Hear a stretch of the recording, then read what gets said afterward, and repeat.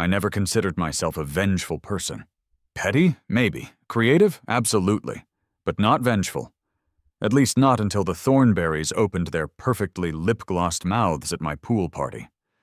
The day had started with such promise. After 3 years of saving, 6 months of construction, and enough permit paperwork to wallpaper my house, my backyard pool was finally complete. A modest kidney-shaped oasis of blue in the unrelenting beige landscape of Oakwood Estates, Phoenix, Arizona. It wasn't fancy, no infinity edge or swim-up bar, but it was mine, paid for with the bonus I'd received after 5 soul-crushing years in corporate marketing. "Listen up, everyone!" I called out, tapping a plastic cup with a plastic fork for attention as neighbors milled around my backyard. I know it took 3 contractors, 2 divorces, not mine, theirs, and enough beer to float a battleship, but the pool is finally finished. No diving yet, though. It's only 4 feet deep. There was polite applause, the kind you give when someone shows you vacation photos of places you'll never visit. My neighbor Ted raised his beer in salute, and my old college buddy Tony slapped me on the back hard enough to make me spill my drink. It wasn't exactly the reaction I'd hoped for, but it was something. Then came the comment. "A pool without a diving board is essentially a bathtub," said Cynthia Thornberry, loud enough for everyone to hear. Her husband Richard nodded in agreement, swirling his untouched lemonade. They had declined my offers of beer with synchronized grimaces. "Hardly worth the investment, if you ask me," Richard added, adjusting his polo shirt, which was the exact shade of salmon as their HOA violation notices. The Thornberrys, in case it isn't obvious, were the neighborhood's self-appointed taste police. Richard was the HOA president, and Cynthia was the treasurer, positions they'd held for so long that most homeowners couldn't remember voting for them. They lived 3 houses down in a home that looked like it had been decorated by someone who thought beige was too bold a color choice. "Well," I said, my smile fixed like rigor mortis, "the depth is regulation for the size of the yard. Safety first." "Safety," Cynthia echoed with a pitying smile. "Of course." The conversation moved on, but the comment burrowed into my brain like a desert scorpion looking for shade. A bathtub. My $35,000 investment, reduced to bathroom furniture. Monday morning found me sitting through a marketing meeting about dish soap. Johnson's wanted to rebrand their product as an experience rather than mere soap. As my boss droned on about sensorial engagement with daily cleansing rituals, my pen wandered across my notepad, sketching increasingly elaborate pool modifications. "Interesting proposal for the Johnson account, Dave," my boss said, suddenly beside me. "I'm not sure how a Zipline water entry system relates to dish soap, but I admire your creativity." The room tittered with laughter, and I flushed, flipping to a clean page. But the idea had taken root. That night, I invited Tony over to help me drink away the remains of the pool party beer. Tony worked in construction, or adjacent to construction, or knew people in construction. It was never entirely clear, but he always smelled faintly of sawdust and had an encyclopedic knowledge of building codes. "Those HOA assholes really got to you, huh?" Tony said, crushing his 3rd beer can. "A bathtub, Tony. They called my pool a bathtub. Screw 'em. Your pool is great." "But what if it could be greater?" I slid my notepad across the patio table. "What if it could be spectacular?" Tony squinted at my drawings. "Is that a diving platform for a 4-foot pool?" "Not a diving platform. An aquatic entry system," I corrected. "Technically, you're not diving if you enter horizontally." "You'd need a hell of a contractor to make that work without, breaking spines." I leaned forward. "You know lots of contractors." Tony grinned, the kind of grin that has preceded many bad decisions throughout human history. My cousin Mick does custom pool features. Nothing cookie-cutter like what those HOA zombies have. How custom are we talking? Remember that water park in Wisconsin Dells? Like that, but, residential. I felt a surge of what I can only describe as architectural bloodlust. Call him? Mick arrived 2 days later in a truck with Extreme Aquatics painted on the side in what appeared to be dripping water, but could have been blood. He had a mullet that defied both gravity and fashion, and wore a tank top that read, "If it can hold water, I can make it awesome." "Tony tells me you want something to stick it to the neighbors," Mick said after a bone-crushing handshake. "I want an aquatic entry system," I replied, trying to sound professional. "Something with flair." "Diving boards out because of the depth?" "Exactly. No problem. Who needs diving when you can have controlled falling?" He walked the perimeter of my yard, muttering measurements and occasionally shouting, "Yeah, we can work with this," to no one in particular. After 15 minutes, he pulled out a tablet and sketched something with surprising speed and precision. "Here's what I'm thinking," he said, showing me a design for a modest 6-foot platform with a slide. "Basic package, safe, HOA-friendly, gets the job done." I frowned. "It's nice, but it doesn't make the Thornberrys eat their words," Mick finished, a knowing glint in his eye. He swiped to another screen. "This is the premium package." The new design featured a 12-foot platform with multiple entry options, including what appeared to be a mini zipline. "The HOA will never approve this," I said, already imagining Richard's face turning the color of undercooked salmon. "The beauty is, we classify it as a decorative garden structure with water features. By the time they figure out the loophole, you'll be ziplined into pool legend." I should have hesitated. I should have considered my bank account, my neighborhood standing, the resale value of my home. Instead, I heard Cynthia's voice, essentially a bathtub, and found myself saying, "When can you start?" "How's tomorrow sound?" Construction began with suspicious speed. Mick arrived at 7 a.m. with 2 assistants and enough equipment to build a small lunar colony. By noon, they had marked out foundations that seemed excessive for what I'd envisioned. "Are those concrete footings?" I asked, watching as one of the assistants operated a small excavator. 6 feet deep, Mick confirmed. "This baby needs to be solid." "It's grown since yesterday," I observed. The stakes and string outlined something considerably larger than the plans I'd seen. "Minor adjustments," Mick said, waving dismissively. "You can't rush art." By 4 p.m., I had my first HOA notice, delivered personally by Cynthia Thornberry, whose power walk had apparently detoured directly to my front door. "We noticed you're putting in a gazebo?" she said, her smile as thin as her patience. "It's a decorative garden structure with water features." "That requires an excavator." "Only the finest craftsmanship for Oakwood Estates," I replied, with my best customer service smile. "You need HOA approval for anything over 6 feet tall," she said, handing me a highlighted copy of the community bylaws. "It's exactly 6 feet, I lied. "Would you like to measure it? I have a tape measure that goes up to 20 feet, just in case." She left with a promise to keep an eye on the situation, which in Thornberry speak meant prepare for war. The next day brought Officer Ramirez, a compact man with the patient expression of someone who had seen every suburban dispute imaginable.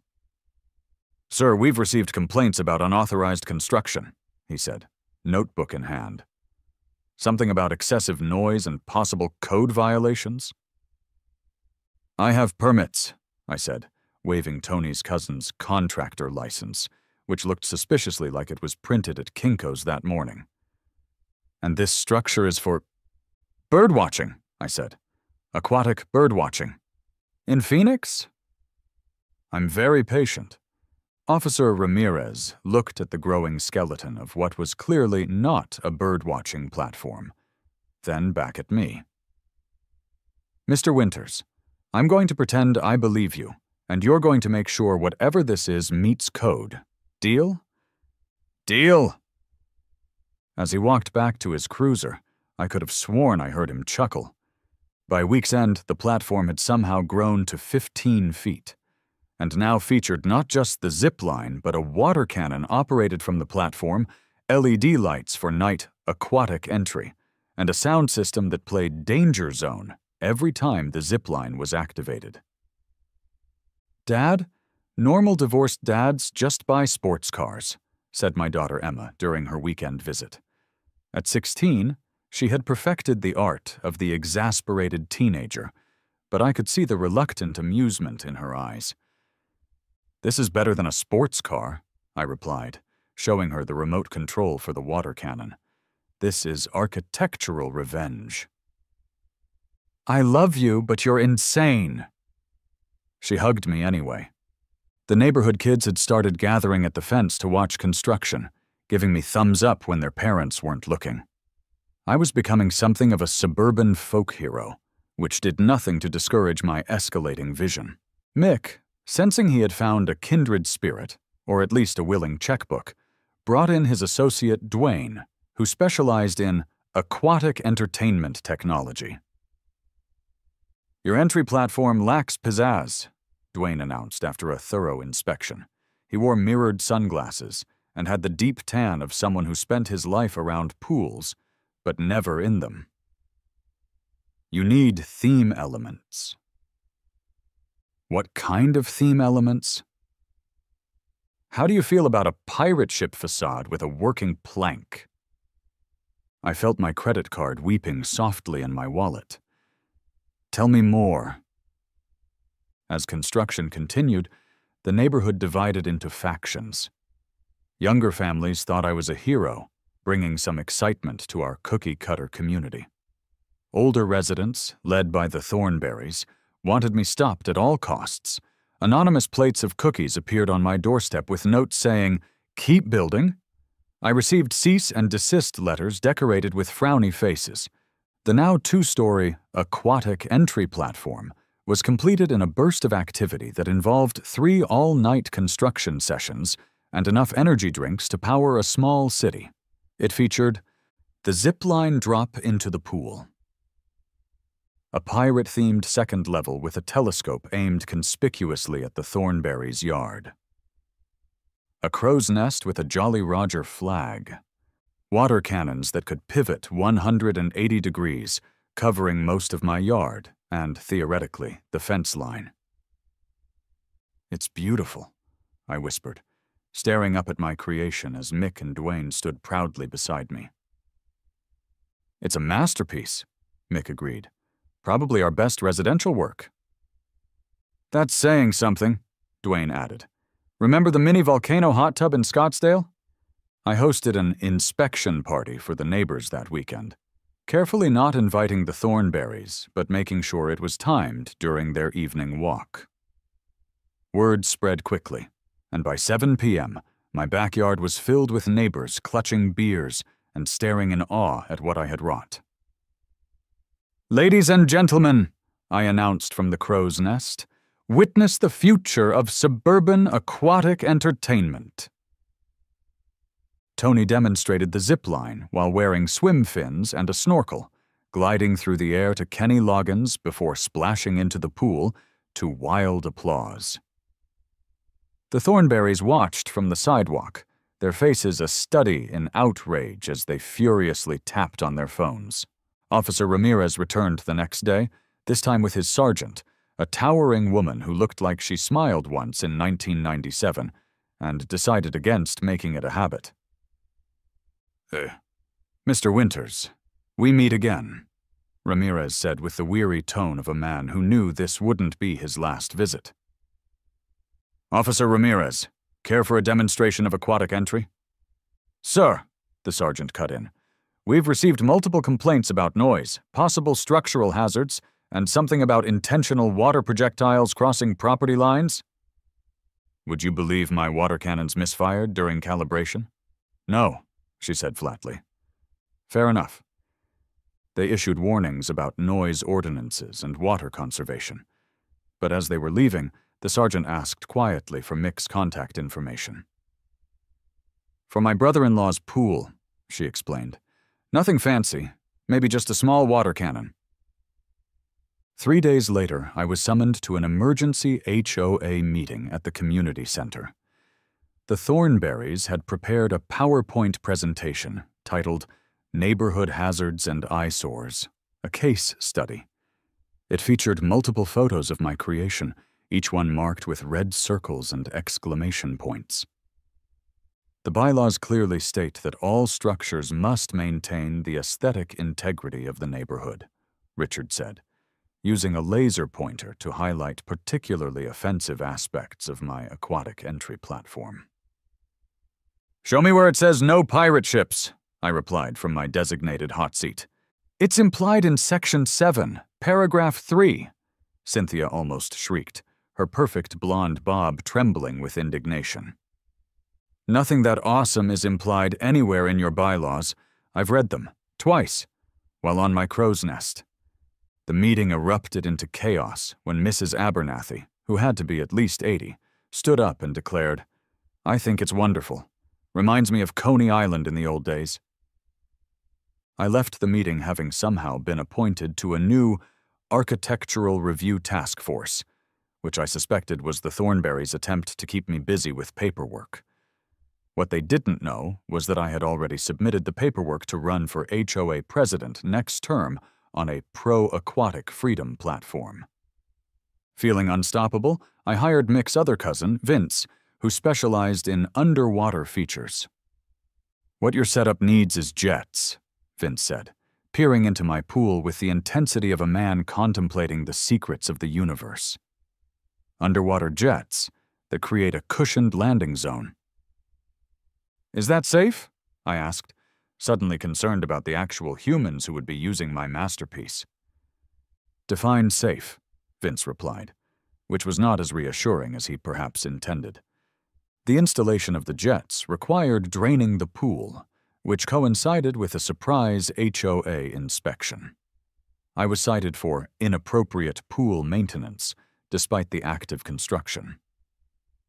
You can't drain a pool during water conservation season, Richard said smugly as he handed me the citation.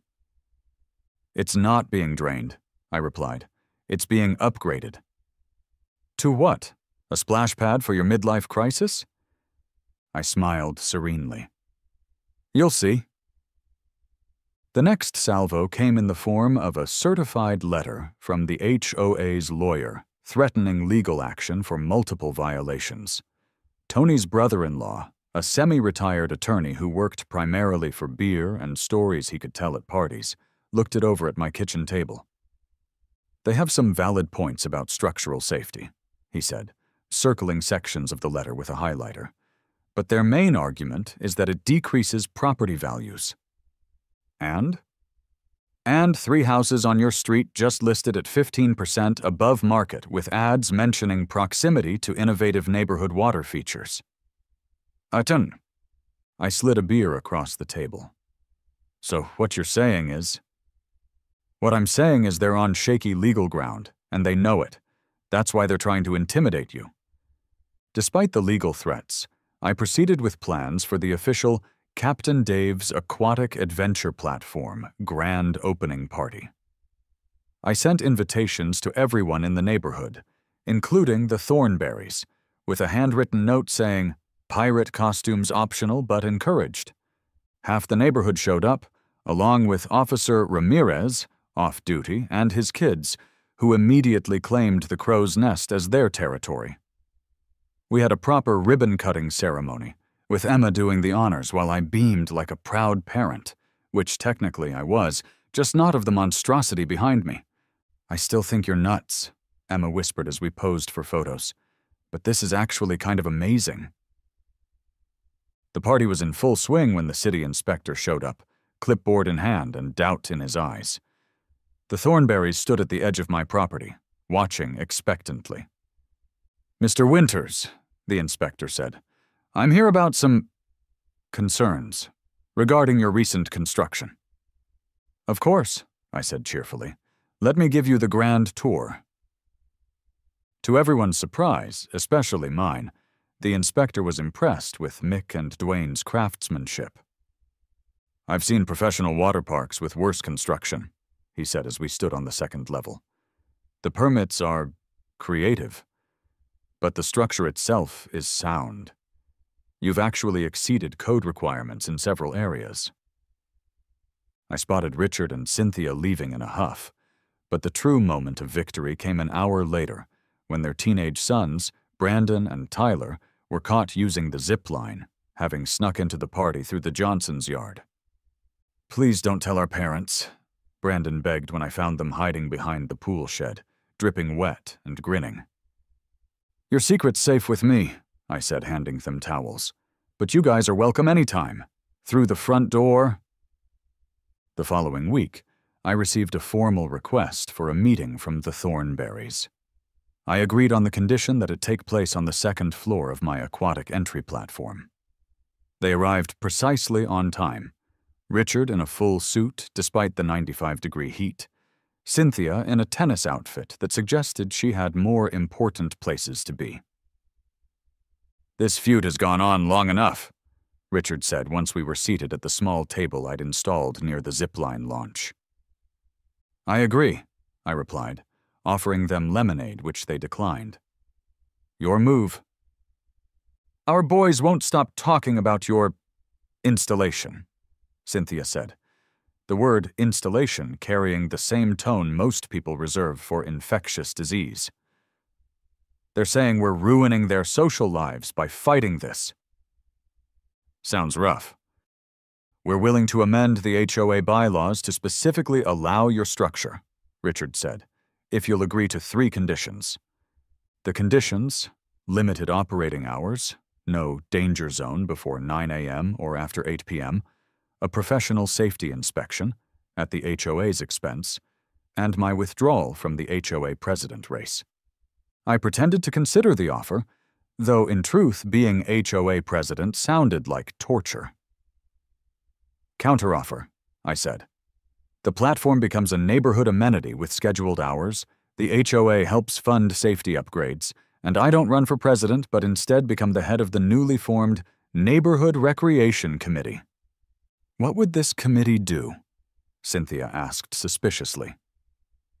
"Oversee the platform, organize community events, maybe look into other recreational enhancements for the neighborhood?" The Thornberrys exchanged a look that contained an entire conversation. "No water cannons at the community center," Richard said finally. "Deal," I replied, extending my hand.